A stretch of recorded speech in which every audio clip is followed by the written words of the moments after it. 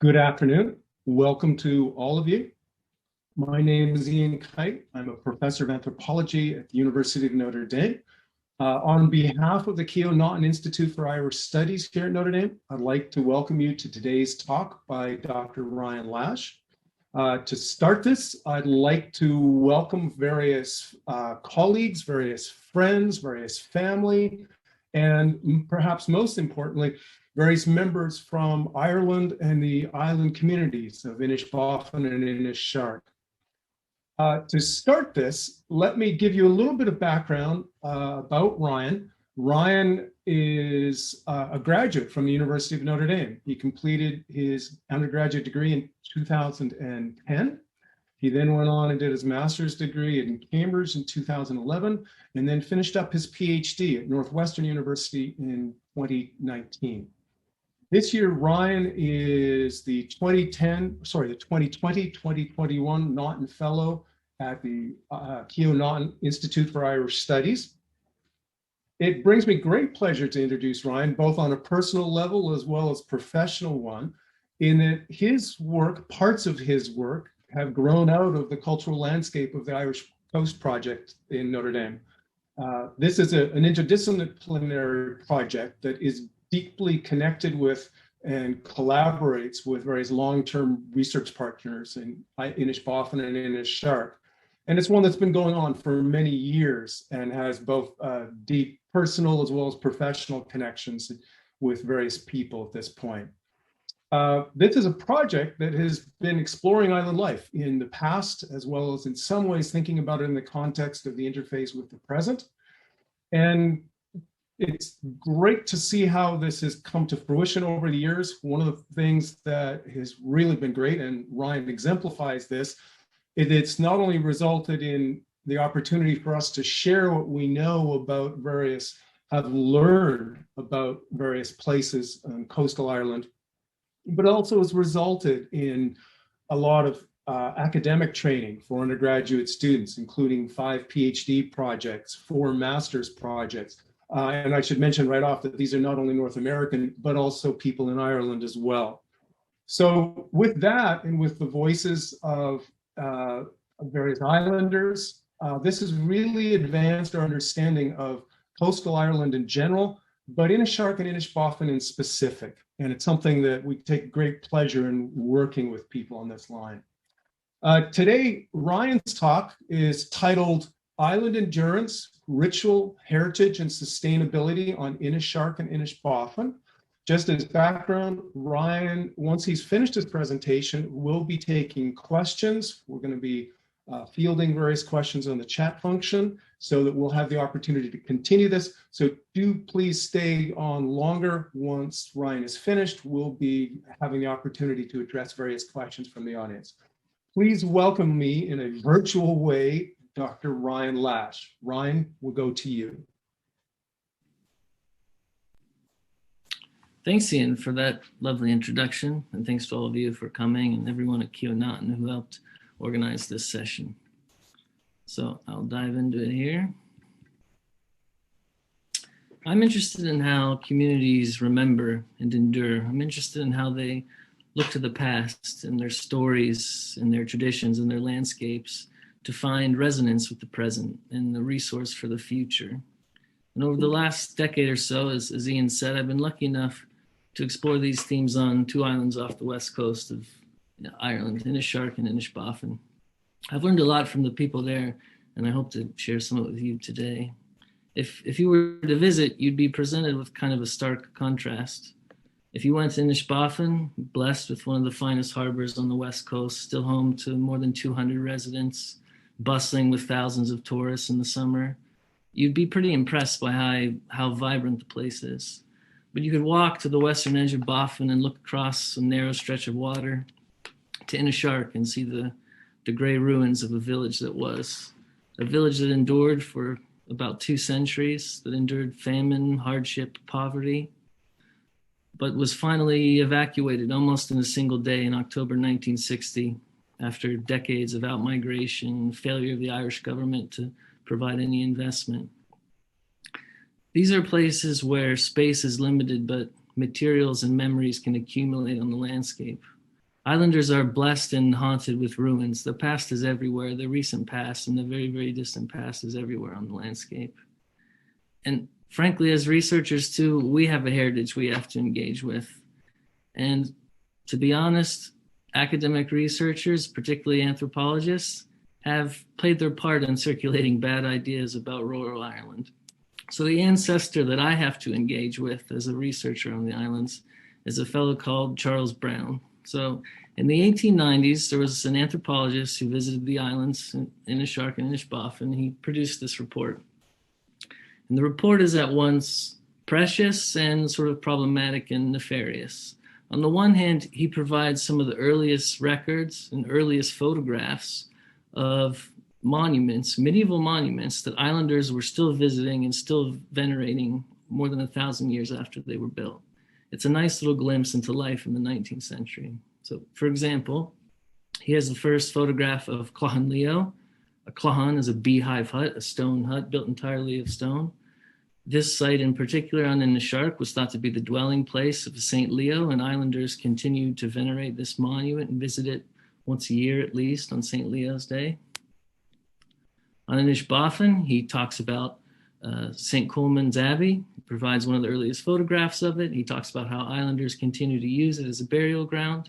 And indeed, to this day, it's still used as a communal cemetery for islanders on Inishbofin, and occasionally the setting of an outdoor mass. So we have these glimpses, those almost romantic glimpses of islanders continuing to re-engage with a deep, deep heritage. The problem is Charles Brown didn't go there primarily to record folklore and traditions. He went there to measure people's heads. He was working within the framework of 19th century race science that believed that Ireland preserved, particularly on the West Coast and particularly on islands, a primitive Irish race that had some connection to the prehistoric times and that needed to be defined, that could be quantified by measuring people's heads. And in fact, some of Brown's colleagues in earlier years actually stole some skulls from St. Coleman's Abbey and took them back to their laboratories, and they're still in university storage in Trinity College. There's still a lot of debate and sort of an effort to get them back to the island. So this is the kind of problematic legacy that we have on the cultural landscapes of the Irish Coast Project. These are the things that we kind of have to confront and try to work past. Because in this era, and for 19th and 20th century archaeology, anthropology, both islanders themselves, the physiology of their bodies and their heritage were thought of as being survivals, sort of pristine relics of a primitive, distant past. And we can think about the historical connections underlying this kind of framework, right? We can think about colonial stereotypes about the Irish being backwards and barbaric. We think about Gerald of Wales in the 12th century.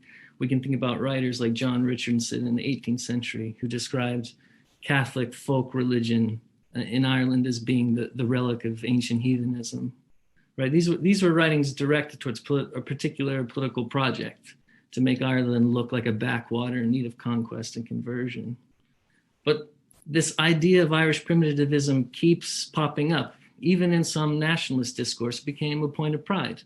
In an early 19th and early 20th century academia and academic research, this was the gift that Ireland presented to the world.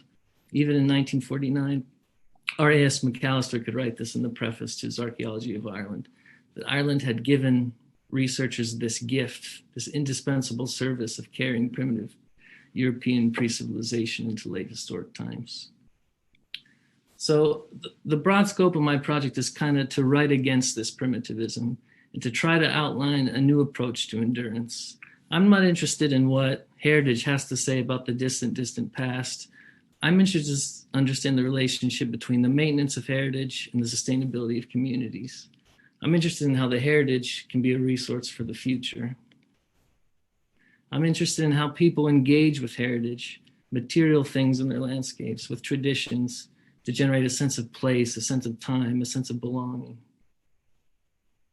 And I'm interested in how people use heritage creatively to confront new challenges, new opportunities for identity and livelihood. You could think of it as I'm interested in how people turn ruins into infrastructure, how they use the leftovers of the past as a resource for the future. So my projects had kind of two main focus to answer these questions. The first has been an exploration of the history and archaeology of St. Leo's cult on Inishark, a saint cult that was developed in the early medieval period and extended, was reinvented and developed all the way into the 20th century. The second part of that project has been ethnographic research, a lot of hanging out on Inishbofin, let's say, over the last decade, hanging out with islanders and getting a sense of what heritage means to them and how heritage features in a kind of burgeoning tourist economy on the island. So I'll talk about one and then the other. And please, as Ian said, send your questions in along the way, and hopefully we'll have time to tackle them. So St. Leo's cult, let's start there.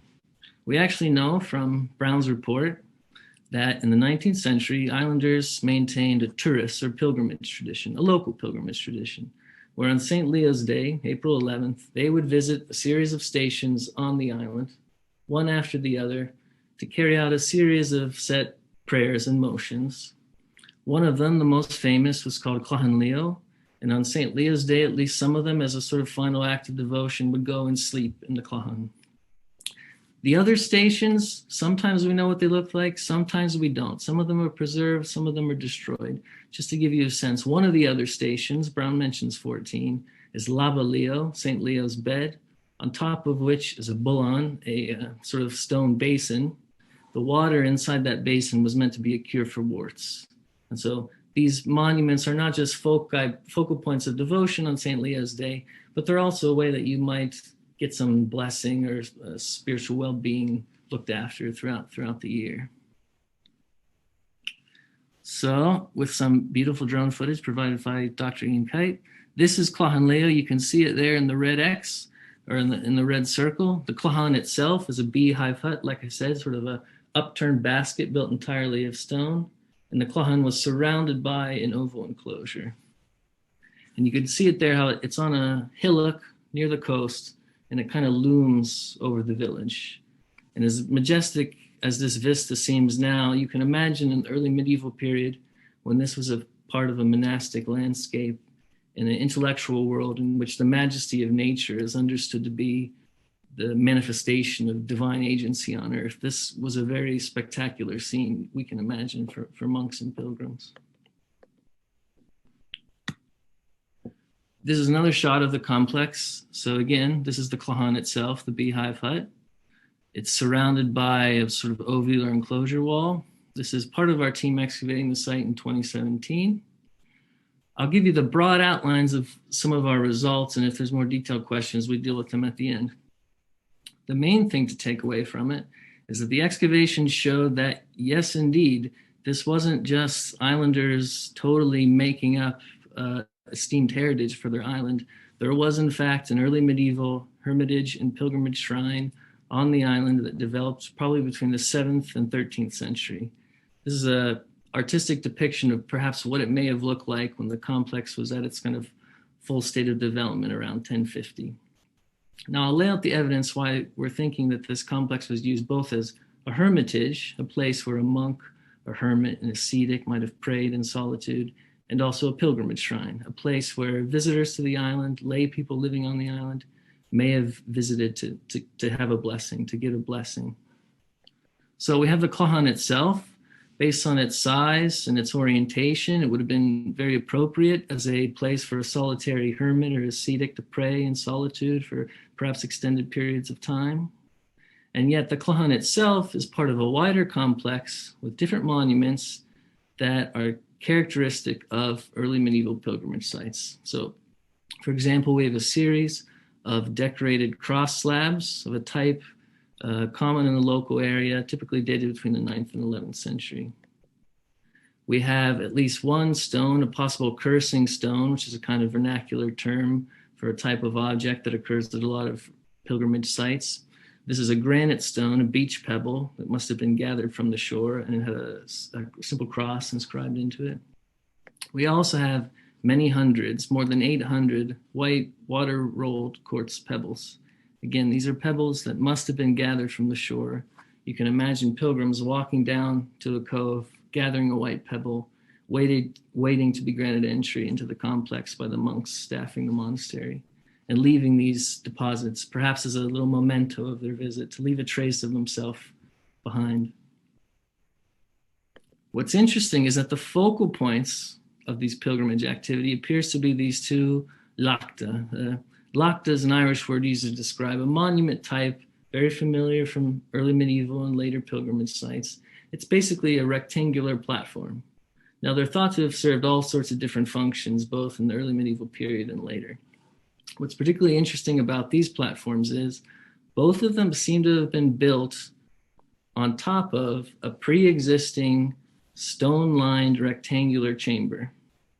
Now, these chambers are distinctive in that they're orientated like graves. They're oriented east-west. They have the dimensions of graves, and yet they were empty of any skeletal material. They never seem to actually have been used as graves. They seem instead to have been purpose-built as cenotaphs.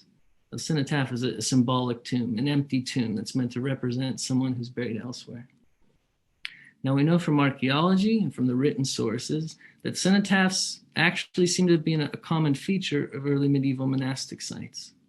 They're a valuable kind of monument because they allow a monastic community to somehow evoke the presence of someone who's absent. So, for example, if your monastic community claimed a connection to a very famous patron saint, but you could not rightfully claim that the patron saint's skeleton was actually there, a cenotaph monument became a way of signaling your connection to an illustrious heritage. Well, this is a very interesting possibility on Inishark because it brings us to this mystery of who's St. Leo. But we don't really know who St. Leo is because he only occurs in folklore about the island. There's no early medieval hagiography or martyrology that mentions St. Leo of Inishark. There's a possibility that St. Leo of Inishark is actually a reference to St. Leo the Great, a famous pope of the 5th century. Now, this sounds utterly ridiculous, but there's a bit of circumstantial evidence that makes this a tantalizing possibility. So for one, April 11th, the day traditionally celebrated as St. Leo's Day on the island, is the day recorded in the Liber Pontificalis, the Book of Pontiffs in the 6th century, the day that St. Leo the Great was buried in St. Peter's Basilica. Okay, that's an interesting correspondence. We also have the circumstance that St. Leo on Inishark existed in a monastic seascape with all sorts of different other monasteries with saint cults competing for pilgrimage, competing for prestige. And it just so happens that on Inishbofin, the patron saint is St. Colman. Well, St. Colman's most famous for having defended a particular method for calculating the date of Easter. And it was in fact his failure to defend this method at a famous church council that led him to found the monastery on Inishbofin. Well, there was a great controversy in the 7th century in the Irish church about whether we should favor the method for calculating Easter that was endorsed by St. Columba or the Roman method endorsed by the Pope that was followed by most of Christians throughout the world.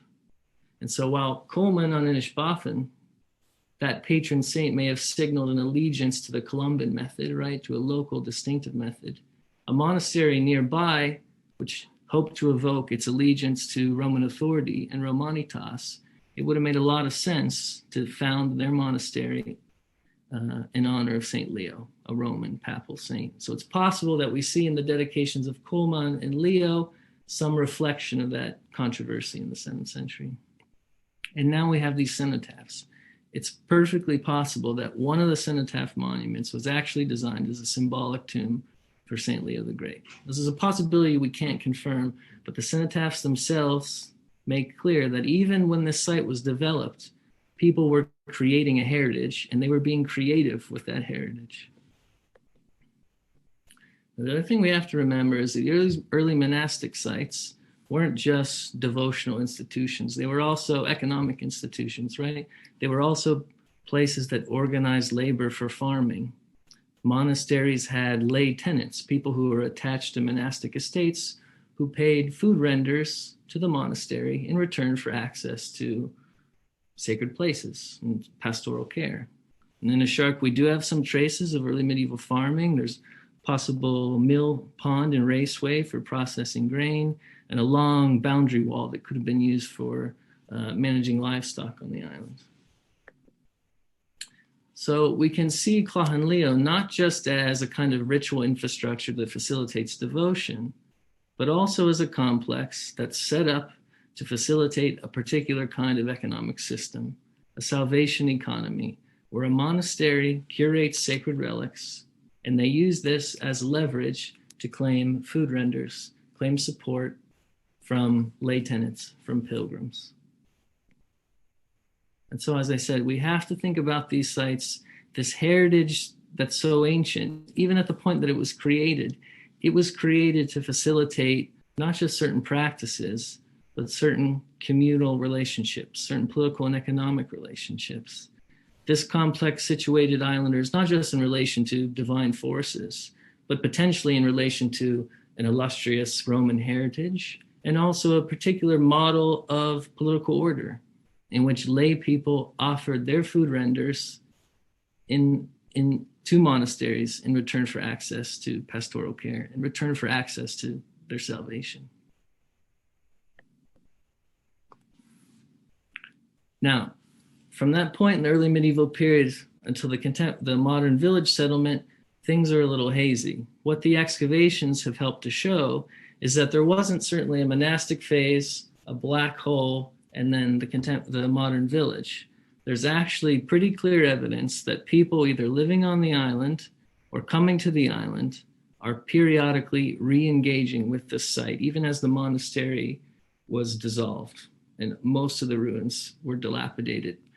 Clochán Leo remained in people's memories, and they were coming back and visiting it periodically. So just to give you a sense of how this works, we have from radiocarbon dates, we know that there was a hearth within the Clochán in the late medieval period, potentially from a hermit who was staying in there. We also know that there's 17th century ceramics that has been trampled into the same floor surface that hearth is cut into, which means potentially even in the 17th century, the Clochán was pretty well intact and looked after. The roof maybe hadn't begun to collapse yet. But in subsequent centuries, we start to see this kind of combat between time, memory, and gravity. The Clochán is becoming increasingly dilapidated. It's collapsing in on itself. And yet people are still periodically coming back, re-engaging with the site, leaving some trace of themselves behind. So for example, we have evidence that as the Clochán was beginning to collapse, people seem to have stashed some fragments of early medieval artifacts into the Clochán for safekeeping. But as the Clochán continued to collapse, they were eventually buried and lost. In the 18th century, again, we have more evidence of periodic re-engagement with the site. We have a series of hearths that have been set against the western wall of the Clochán. In that wall, there's 3 incised crosses. These are almost impossible to date other than to say that they're pre-19th century, at least the bottom 2 are. It's unclear whether these are medieval crosses. These could be 18th century crosses. They could be crosses that accumulated over time as kind of devotional graffiti, people leaving some trace of their visit for the next round of visitors to see. And we also know that people were coming to the Clochán at this period to have a good time. We found case bottles, which were used to ship gin, but could have been reused to store poitín, homemade whiskey. We have found Westerwald stoneware. We found a tobacco pipe. People are, when they're coming here, they're not just coming here to pray, they're coming here to have the craft, right? They're coming here to have some fun with traces of the past. And now when we get into the era of the modern village, we have a lot more documentary sources, a lot more contextual evidence to help understand the social context into which Clochán Leo was fitting. So we have archival maps, we have archival photographs, we've got a pretty rich source of oral history and folklore. And it's here that we can again begin to see how islanders are being really creative with their heritage and finding how this old monument, this old ruin, can become the infrastructure for a new kind of communal system. So let me just set up the village first before we get into it. The village grows up in the early middle 18th century as part of a new increase in population density in the west coast of Ireland. This is made possible by potato cultivation, which allows unprecedented population densities on places that used to be the most marginal land. You have a huge class of landless peasants who don't own any land, but are primarily Catholic. They're tenant farmers on land typically owned by landlords who live off island and maybe managed by an estate agent. Inishark in particular seems to have had what's called a Rundale system of agriculture. It's a kind of system you get along a whole arc on the West Coast. It developed particularly as an adaptation to the very marginal ecological environment, and has a particular spatial pattern, right, that we see in a lot of Rundale landscapes. You have this cluster of houses and their little household garden plots in the southeast corner of the island. It's surrounded by an infield of arable land. This land, for the most part, was not actually divided by field walls for a greater part of its history. And in fact, in a lot of Rundale systems, islanders held the island in joint tenancy. They didn't rent particular plots of land. The village as a whole rented the land from an off-island landlord. They might actually rotate every few years which bit of land that they were working. And not only was the arable land kind of jointly managed, there was, of course, an outfield of commonage that could be used for collective grazing. So this was a kind of a system of collective dwelling that was made necessary by the political economic circumstances of Ireland in the 19th century, right? You had all these landless peasants who were pushed to the fringes. Potato cultivation made their livelihoods possible, and this collective system of dwelling made it viable. It made them be able to sustain themselves and their family in these really tough conditions. But how is collectivity created, right? That's something we often take for granted. Well, the argument I want to make to you is that actually St. Leo's cult played an important role in maintaining a sense of shared devotional heritage, collective reciprocity, and sort of warm communal bonds between islanders on the island. It's important to realize that in the early 19th century, islanders are living cheek by jowl with each other. There was more than 200 people living on the island in the middle part of the 19th century. Not only are they living in the smoke of each other's hearths, but they're also living cheek by jowl with St. Leo's monuments. This is the 1838 Ordnance Survey map, which actually shows where St. Leo's monuments were, the different pilgrimage stations that Brown mentioned. These are part of their everyday landscape. Every time they walk out their door, they're walking past a monument that their village collectively venerates. So I actually think you can make the argument that St. Leo's relics, the maintenance and adaptation of this saint's cult, was part of the infrastructure of collectivity that helped this village survive and endure all that it did. So for example, before the 1850s, there's no priest on the island. There's not even a priest on Bofin. Their interactions with the Catholic priest would have been very rare. And so these monuments are the only way that islanders can look after their spiritual well-being. We know that people's engagements with pilgrimage monuments was directed by convention and stigma. We know from certain folklore accounts and stories that there was a chance that you might get some bad luck if you destroyed one of St. Leo's monuments, or if you tried to use one of the relics to rend a curse on one of your neighbors. Again, these monuments are kind of protecting villagers from infringing on what is sort of collective property. Right? These are monuments that are collective under collective stewardship. We also know that St. Leo's Day was a collective celebration. We know from the folklore accounts that islanders would do no work on land and sea at least, and they would spend a day in their Sunday best visiting one monument after the other. And it also marked a key point of transition in the cycle of agricultural labor, the change between sowing crops and beginning the fishing season. So again, it's interesting that they're undertaking this collective celebration at a point in the year in which they're transitioning from kind of collective agriculture to collective fishing. Now, things change throughout the history of the village. Even within this 200-year period, there's a lot of development, there's a lot of change in how islanders engage with monuments. One of the big changes is that from the 1880s, the medieval church on the island was restored to a functional building. There was a priest by this time stationed on Inishbofin, and he would come over once a month. And so the church became sort of the new center, the new forum of communal ritual, and it one officially sanctioned by a local authority, and that's what a priest was. But again, there was a collective element. When the priest couldn't come over for mass, the islanders would do Stations of the Cross inside. the islanders themselves would take turns being the ferry service for the priest to bring them over and providing the breakfast. So even in this kind of transformed social setting in which priests are more present, islanders still engaging in these ritual practices and organizing them in a collective way. And in fact, one of the most interesting findings we have from Collectivity is that even when the church had kind of become the new center of communal ritual, islanders are continue to go back to Collectivity.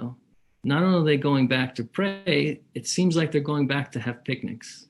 So we found over 170 sherds of historic ceramics from Collectivity. Many of the types that we find in excavations on households, right? Transfer print, spongeware print. You can see some of them here. Some of them we can identify thanks to the work Meredith Chesson has done looking at archival collections on Inishbofin.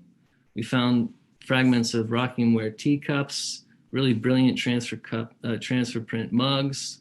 We found a shirt of a Bovril bottle. I don't know if you know what Bovril is. It's kind of a salty meat extract that you could mix into soup or spread on a piece of bread. And we found a series of marmalade jar fragments. So the evidence suggests that people were coming here either on St. Leo's Day or other times throughout the year to have tea with their neighbors, to have some bread and scones, to have some bread with marmalade, to have a good time, again, at Collectivity. What's particularly interesting is the role that ceramics is playing and the role potentially that women are playing in orchestrating these events. We know from ethnohistoric data, if you've read anything from Henry Glassy, you understand that these foodways and these ceramic assemblages were part of the practices of household hospitality, right?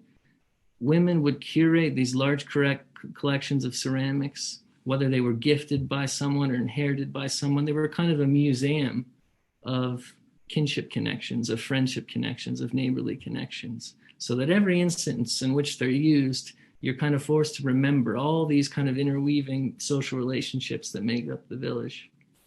And so I think it's no mistake that these picnics are kind of transferring the familiar infrastructure and the familiar sensations, familiar associations of household hospitality in this communal setting.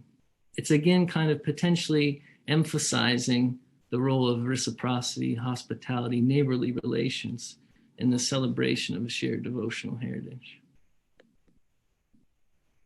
Now, as I mentioned before, the island was evacuated in 1960, and if you really want to learn about the circumstances leading up to it, I'd really encourage you to check out a documentary. It's available on YouTube. It's called Bas Ilan, Death of an Island. If you type in Death of an Island, Inishark, into YouTube, you'll find it. It was created by a local filmmaker, a man from Inishbofin called Kieran Kincannon. And it's staggeringly poignant and sad and tragic and really a beautiful piece of art. It includes oral historic interviews with some of the islanders that were still alive at the time of its making. But the bottom line was there was no investment forthcoming from the Irish government. There was no way that islanders could stay on the island and make a better life for their kids and their grandkids. That comes down to it. They were living in 1960 where the pier was such that they could be isolated for weeks, maybe months at a time. And these were increasingly intolerable conditions in the 1950s and 60s. There was a great fear that people could be stranded there, that they wouldn't be able to get last rites. And so islanders eventually accepted sort of a deal from the Irish government to be relocated, but they left with great sadness. So the story is complicated. We can see how islanders over time were really creative with their engagements with their heritage, that they found a way to make this heritage resonant. They created a kind of collectivity and communal solidarity that helped their community endure. The problem was that collectivity only extended to a local scale, right? They couldn't overcome the wider structures of disadvantage that led to evacuation. Heritage really played a role in helping this community to endure for so long, but primarily because it could control, it could enhance social networks on a very restricted local scale.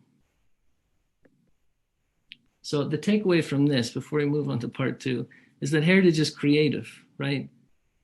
islanders have shown in this history how they've used St. Leo's cult to adapt, to adjust to many different situations. Monuments created to articulate with one particular political economic circumstance in the early medieval period, while islanders in subsequent centuries articulated them with totally new circumstances.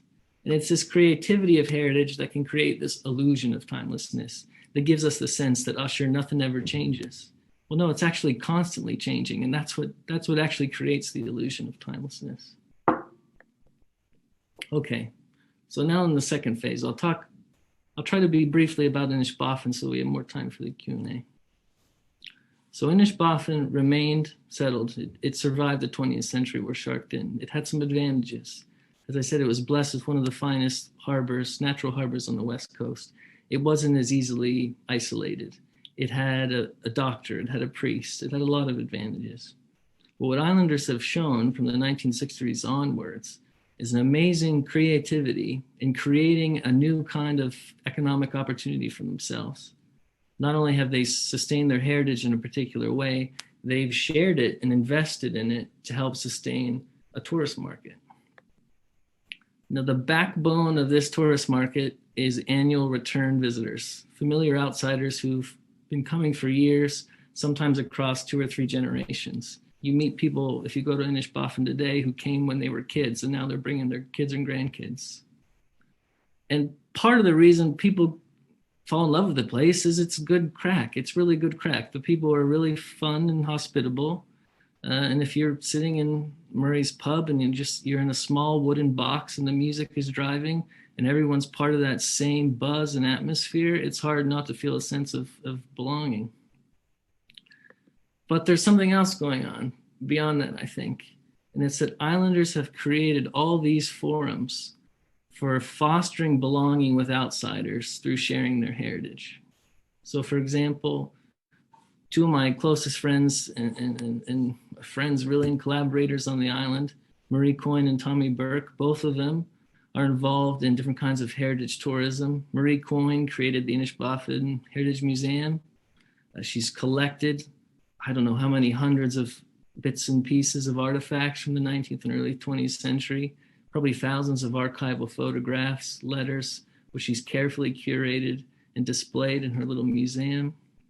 Tommy Burke, for about 16 years, has been doing walking tours on the island where he'll take visitors to different monuments, different archaeological monuments on the island. He'll tell the sort of islanders' perspective on them. And what's particularly great about Inishbofin is that so much of the past endures where it doesn't elsewhere in Ireland. You can go and visit an early medieval monastery that's still in use as a cemetery. You can visit an old fortress that was part of Cromwell's conquest of Ireland. And so local people, domestic tourists, and most of the tourists are domestic tourists from within Ireland, find these little traces on Inishbofin that connect to wider narratives, broader threads in Irish history that they also connect to. And so these practices, both the walking tours and the museum, which is kind of an institution in itself, allow outsiders to find a way in. Not only that, there's a whole series of annual festivals that run every summer that one way or another incorporate heritage and sharing heritage as an attraction for visitors. The Inishbofin Set Dancing and Trad Weekend being just one of them. And I think one of the most creative projects that islanders have come up with thus far for sharing their heritage is Solas Stories from Inishbofin Island.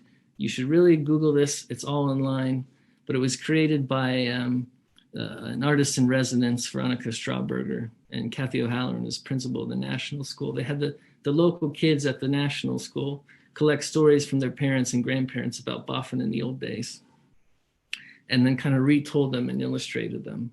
And so it's an amazing document because on the one hand, it's children being encouraged to engage with their own heritage through their family members, but it's also creating a document that looks outward to visitors and giving them a way into the island. Now I'll speed up here because I want to leave some time for Q&A, but 2 points I want to make. One of them is that, well, this heritage tourist economy sometimes causes a happy articulation between heritage and tourism, right? So one of the things that you can see this is the revival of maritime heritage. In recent years, the Inishbofin Maritime Festival has been kind of rebooted. There's been an outpouring of enthusiasm from the young people in rowing and boat craft and things like this. And it's a heritage that Ian has documented with our colleague, Bill Donnarumma, in a recent documentary. So I encourage you to check that out as well.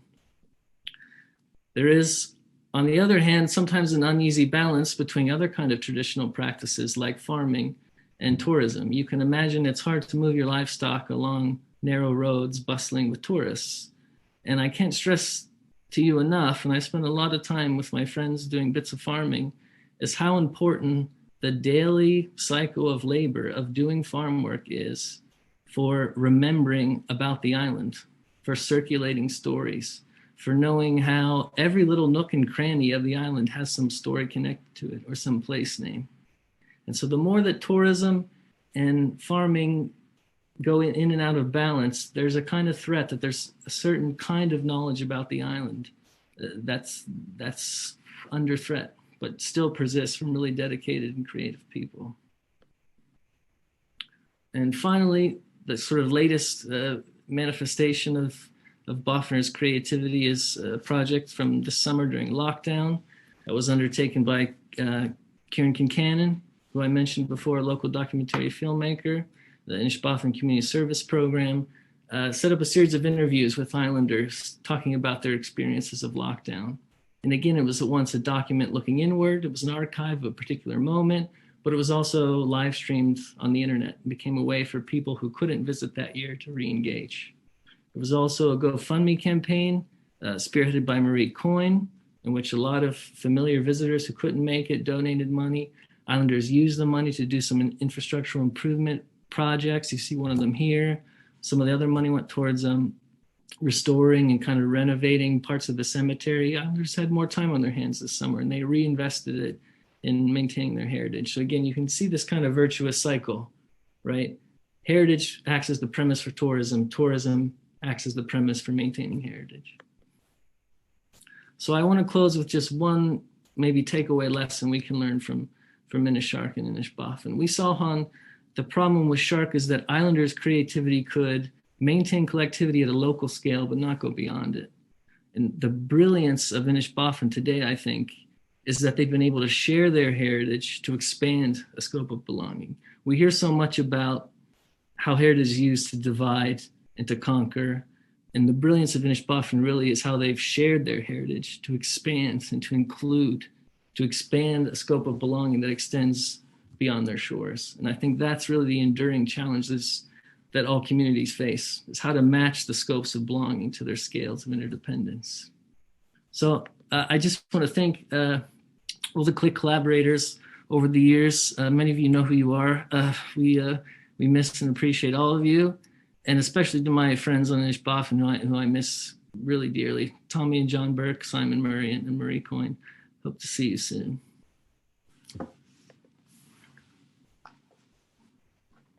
Great photo at the end, Ryan. Okay, so we have a number of different questions. First of all, thanks for the very visual presentation, and it's great to see your engagement with multiple periods of time, thinking about things in this sort of combination of historical detail, archaeology, oral history, all the different components and how they intersect together. So a number of people have written in with some questions, and they kind of go into two different directions, as you expect, given the organization of your presentation. Some of these more along the lines of thinking about the past and thinking about the medieval period, and then others that are more contemporary in the context of the world today. So why don't I just give you a couple and to think about vis-a-vis that of the medieval period, which is some of the core of what you've been talking about.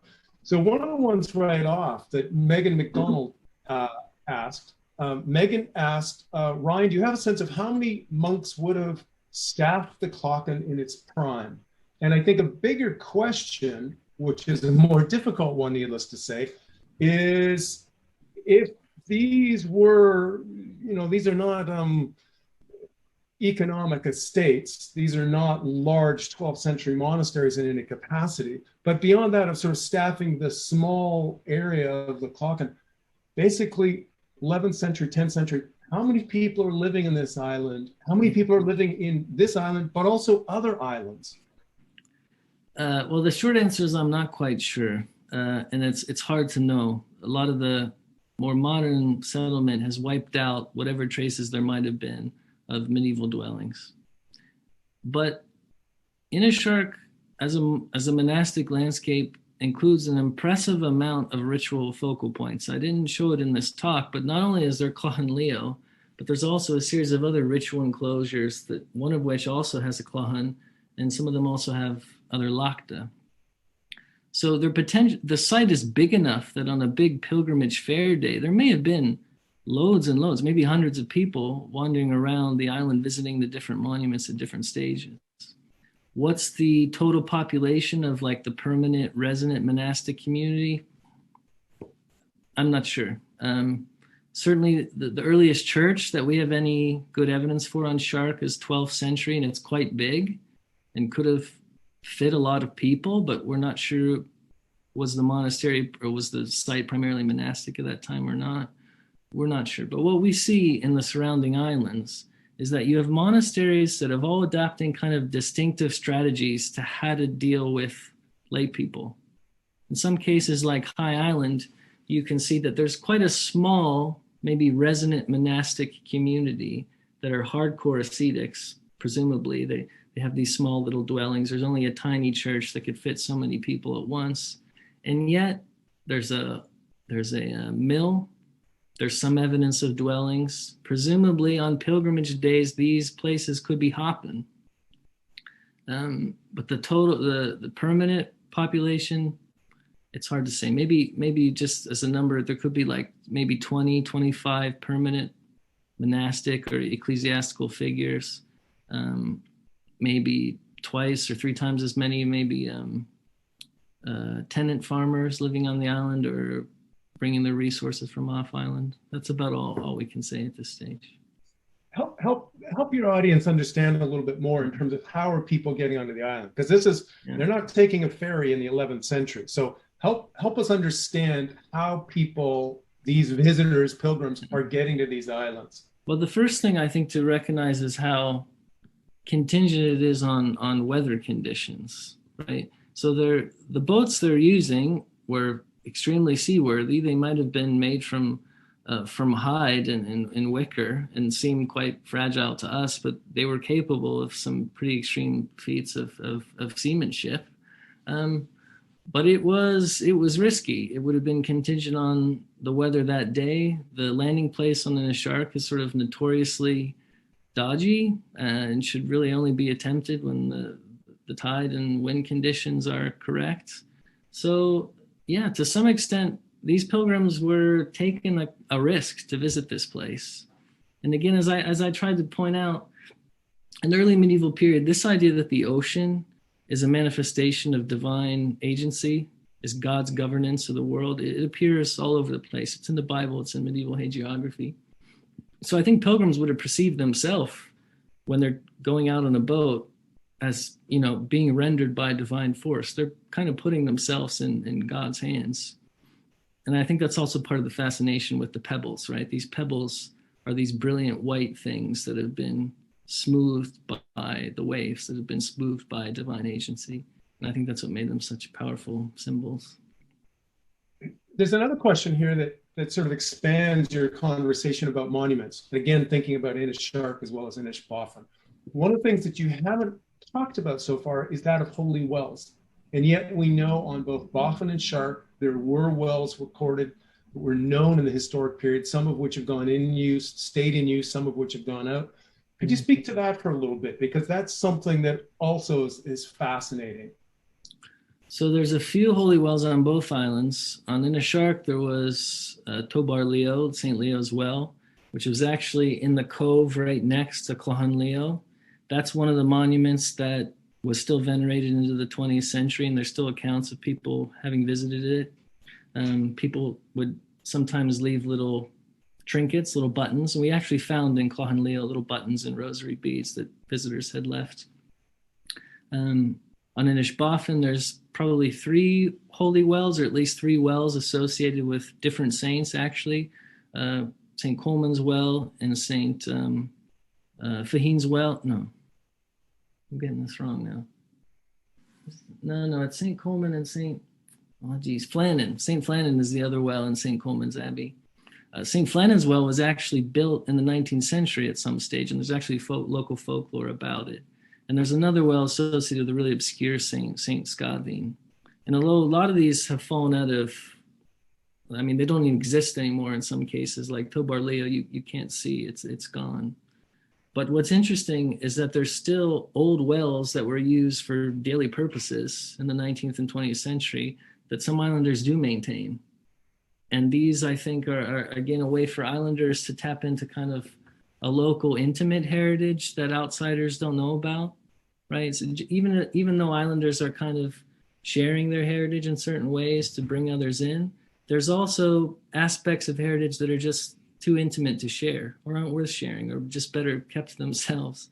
And I think holy wells are part of that, because it's just like a local place you need to know how to get to, right? You need to know whose house is nearby and whether they're okay with you using their water, right? But there's still kind of fascination, because these wells that were used for daily purposes in the 19th century, to use them today is again to kind of tap into that history.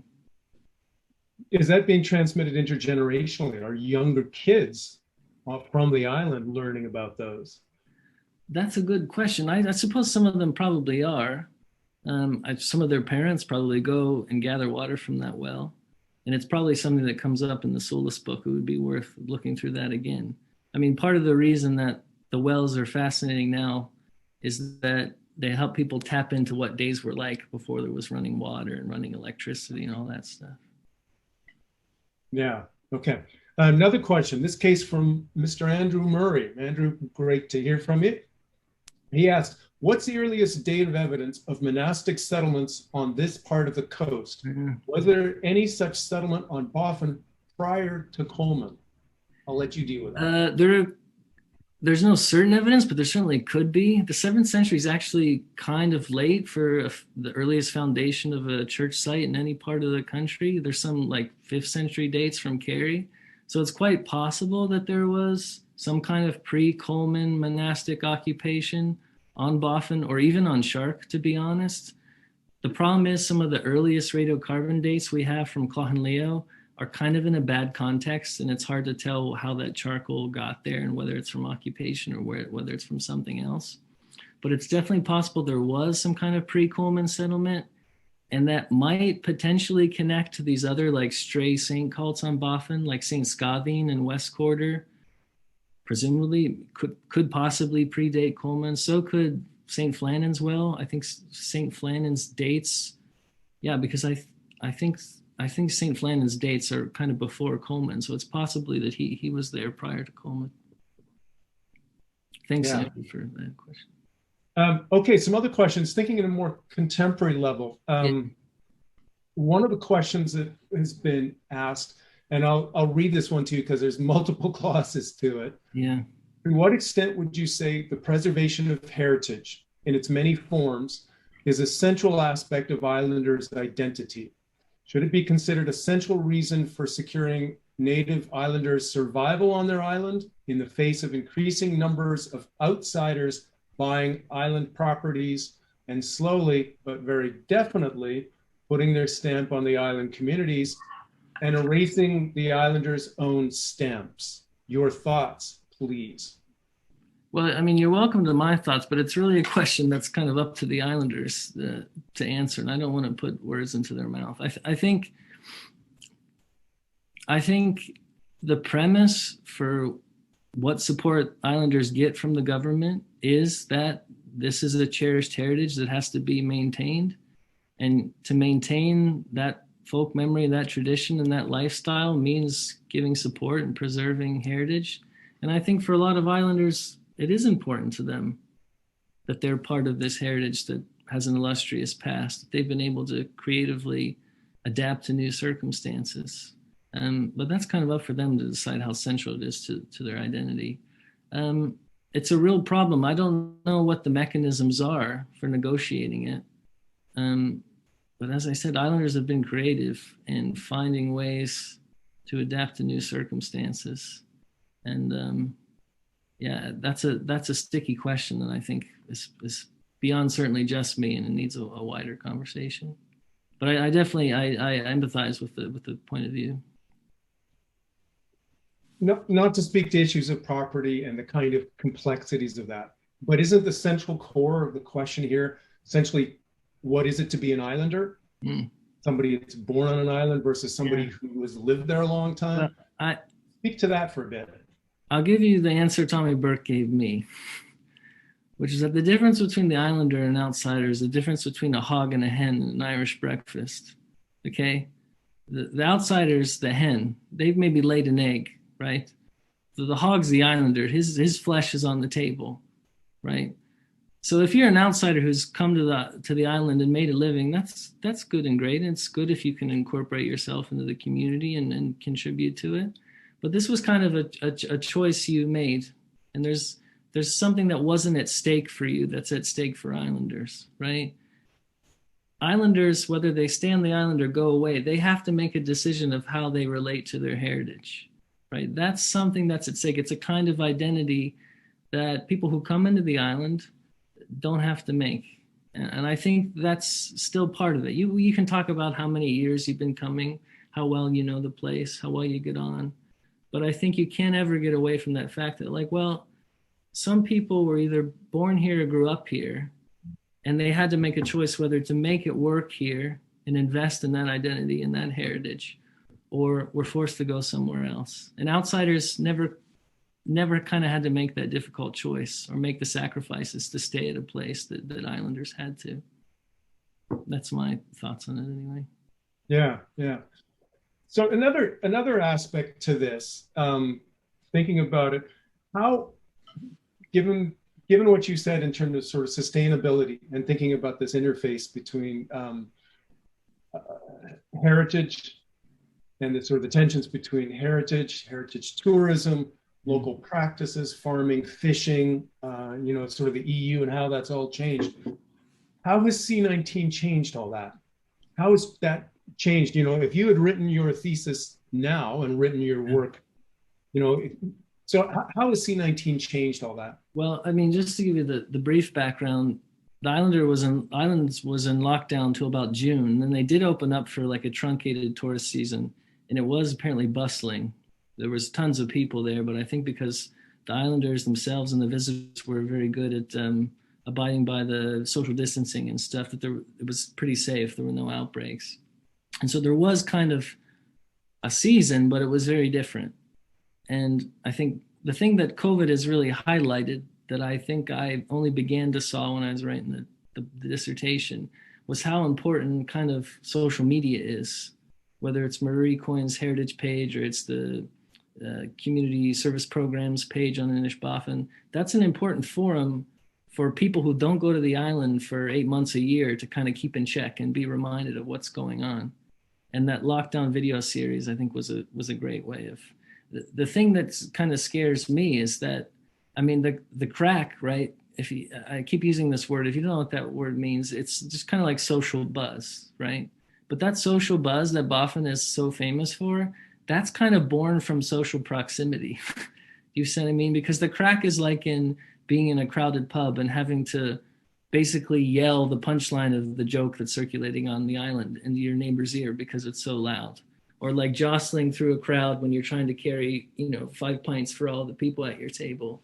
And so COVID-19 kind of taints all of that with a sort of threat.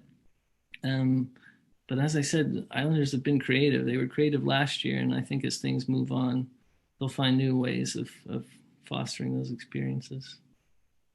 There's another question here that somebody wrote in and said, I would find it interesting to ask Ryan about his epiphany moment. When did he go from pure archaeology to beginning to see the connections between heritage and tourism and how heritage is preserved?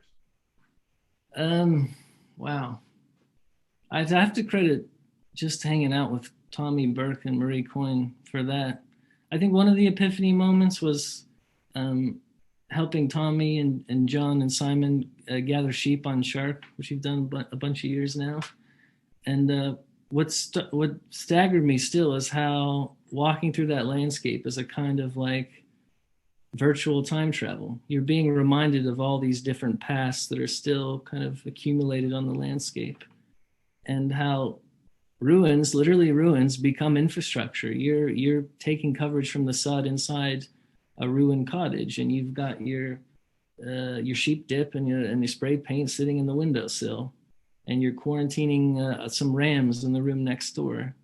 And just how that kind of taskscape, right, that series of tasks and skills, everything that's involved with that is heritage in action, is heritage as a verb. And just taking time to have lunch during that break becomes this kind of like competitive storytelling exchange, where islanders are telling stories, even though they've told each other before, but they tell them with such delight and deftness. It becomes a way of kind of remembering together all these things that we have in common. And I think it was experiences like that that opened my eyes to those themes. So you've been going to Boffin and Shark and other places for 12 years, and you hadn't been to Ireland before.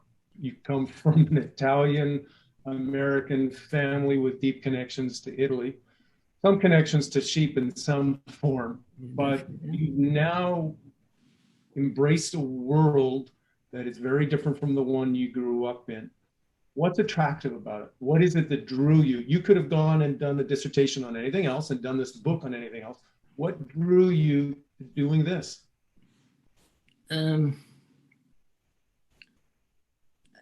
place, I think, so embedded with history and people so creative about sharing it, and such amazing storytellers.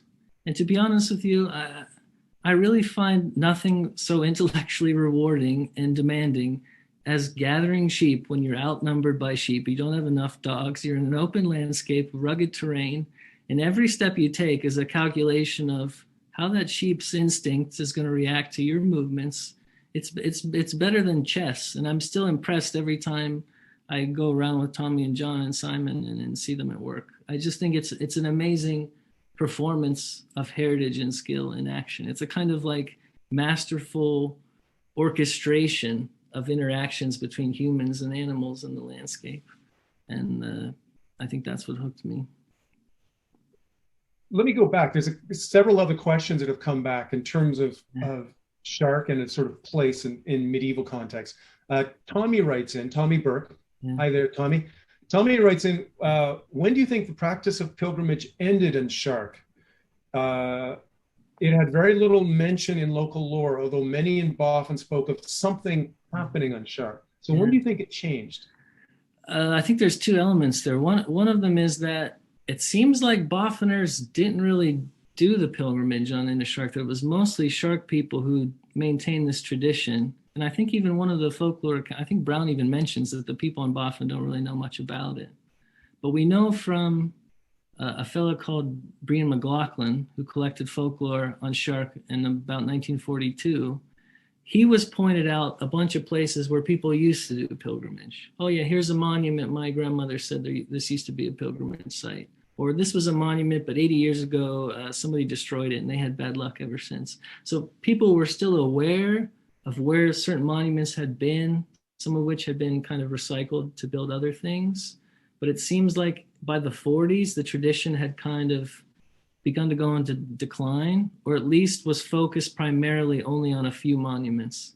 So we know that like Clohan Leo, Tobar Leo, St. Leo's Well, Laba Leo, and St. Leo's Church remained ones that people seem to visit and know about, but other ones fell out of use. So I really think it's probably from like the early 20th century onward that it starts to fall. It starts to go into decline. And I think a big part of it is that the church got renovated and the priest was kind of the new head honcho organizing ritual. Now that he didn't totally take over, and as I said, Islanders still maintain these other things, but I think probably from the early 20th century onwards, it started to go into decline.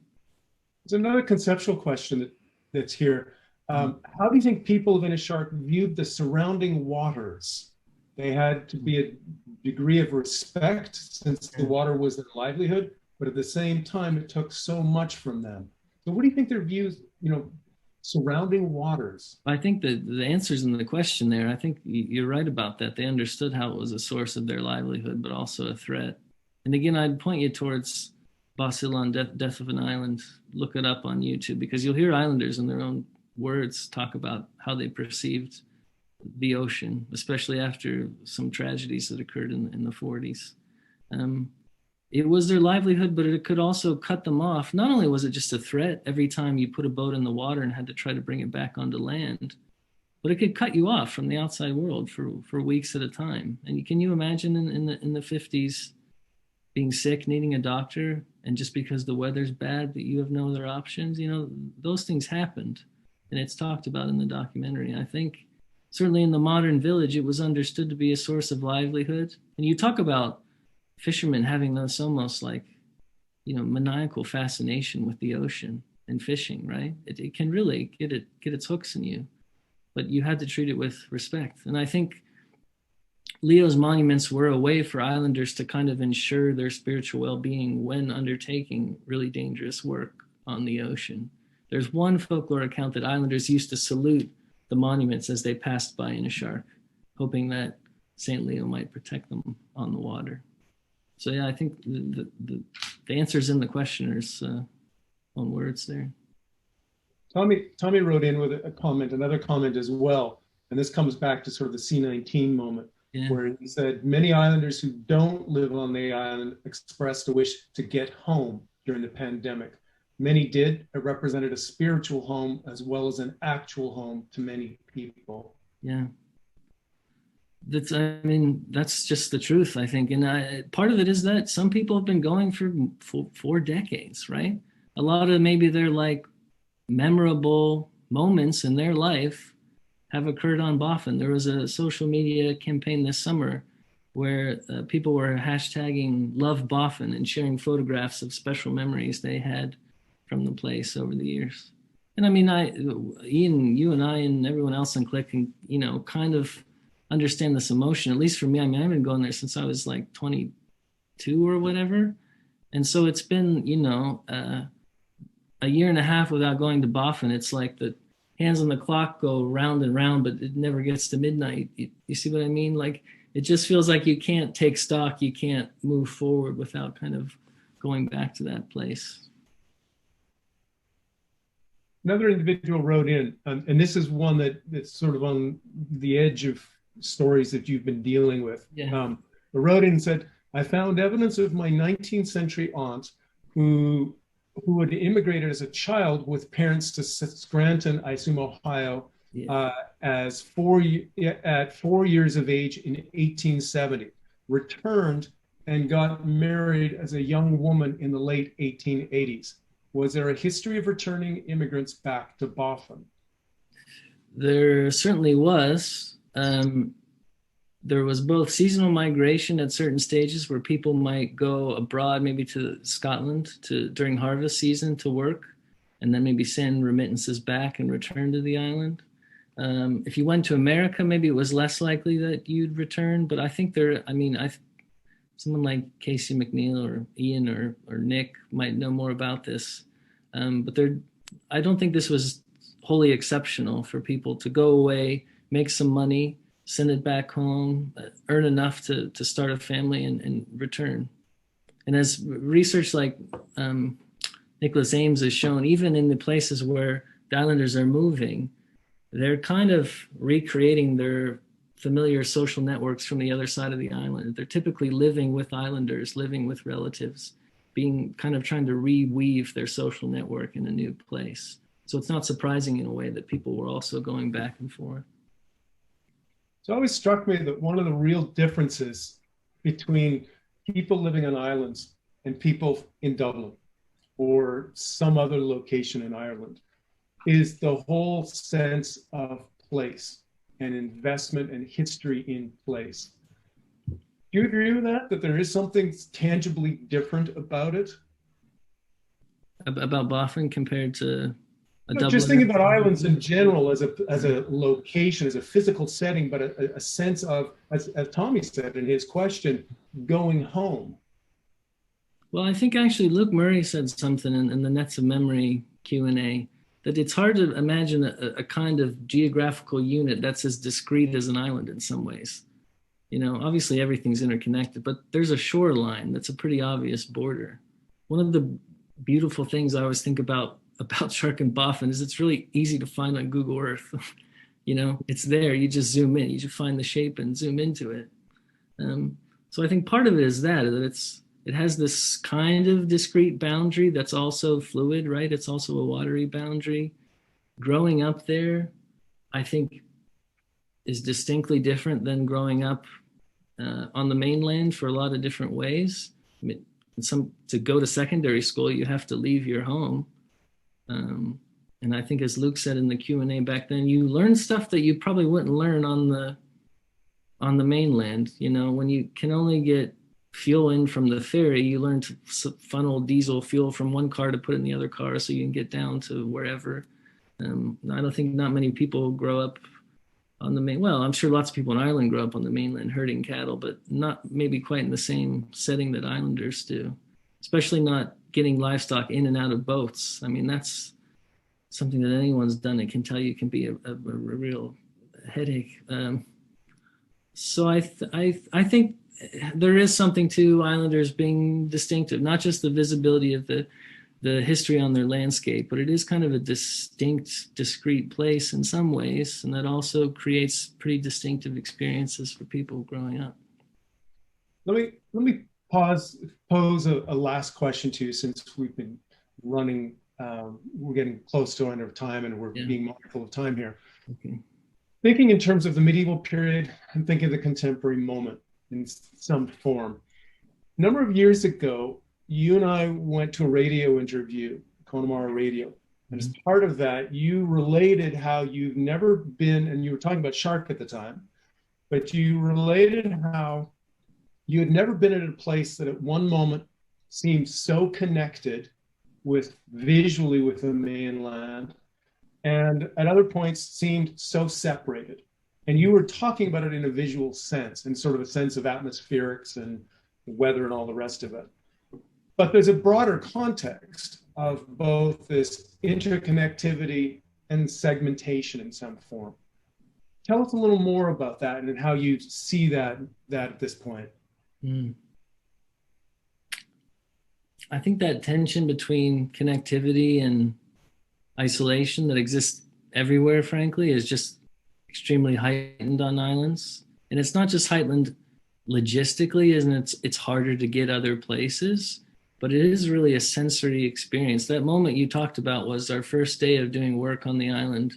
It was a beautiful, clear day. The ocean was glass. You could see Croagh Patrick. You seemed like if your arm was long enough, you could just reach over and, you know, grab a pint from Clifton and bring it back to the island. And by the end of the day, I wanted to go to the top of the hill to look out over the landscape. And this fog had set in, this kind of gray mist.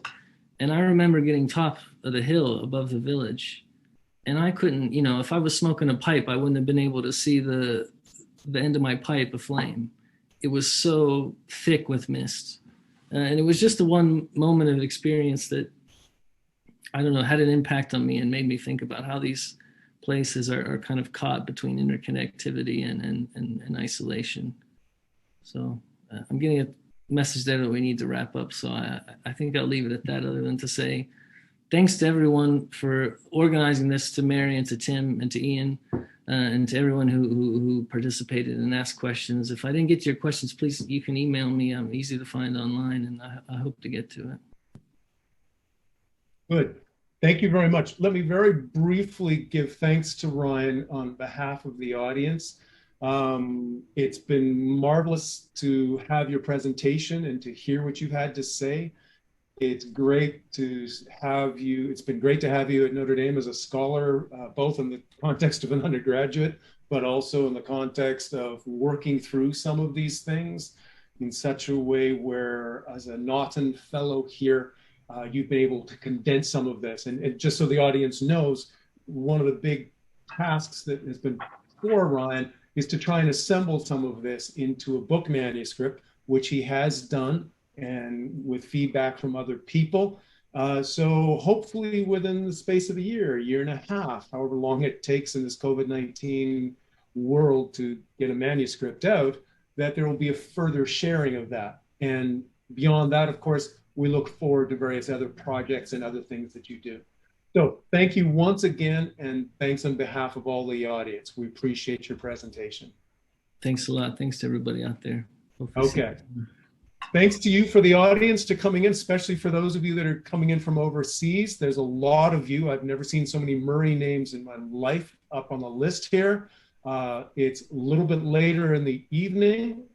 As Ryan said, we much appreciate you sort of tuning in and listening to this. And obviously, we send you our warm regards and best wishes, and thanks for attending this. All right. Thanks to everybody. Thanks again, Ryan, and we look forward best to all of you. All right. Thanks. Bye-bye.